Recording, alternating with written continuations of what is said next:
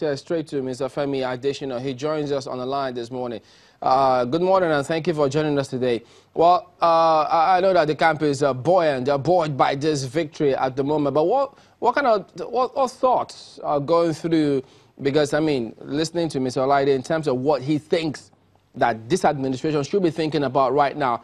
But tell us straight away, what thoughts are going through the camp's mind at the moment?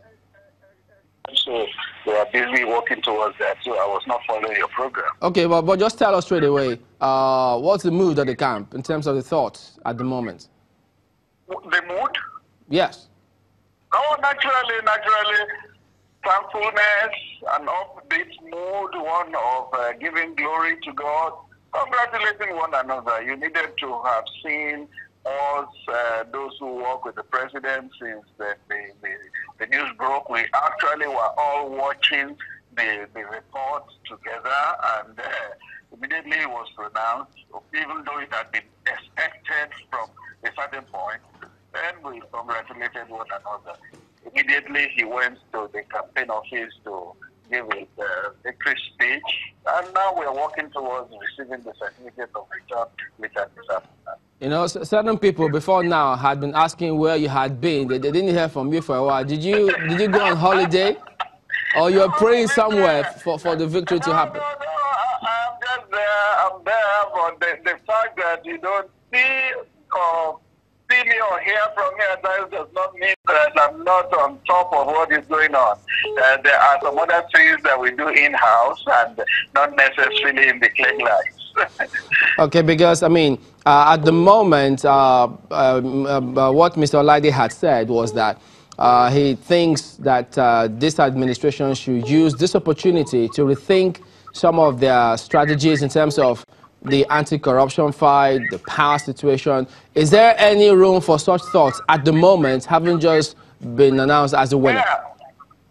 In a country of an estimated 196 million people, there will be diverse opinions, there will be diverse comments, there will be diverse approaches and all that. But there is not one that you can say this is the approach.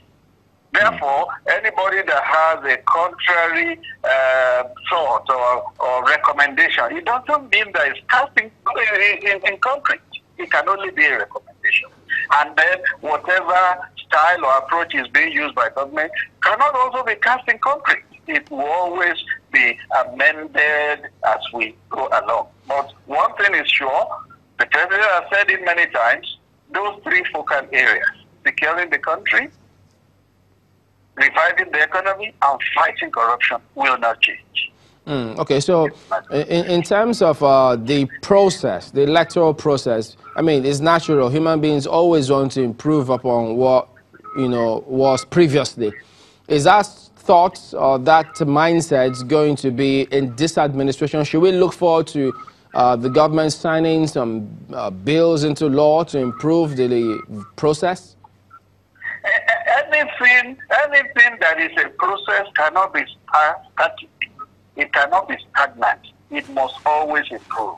And that means going forward, anything that will improve our electoral process will be done. The president has said it a number of times. I remember that in a private conversation, he said it to me that if the only thing he leaves for Nigeria is an improved electoral system, then he will have been very, very happy.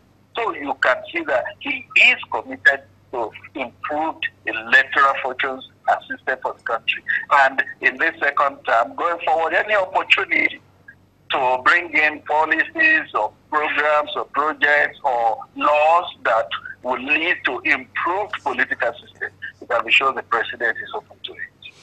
Okay, I know. I mean, in the president's acceptance speech, he spoke about unity of the country, not letting anybody feel left out. That suggests, is that the kind of narrative that we're going to expect from the government moving forward?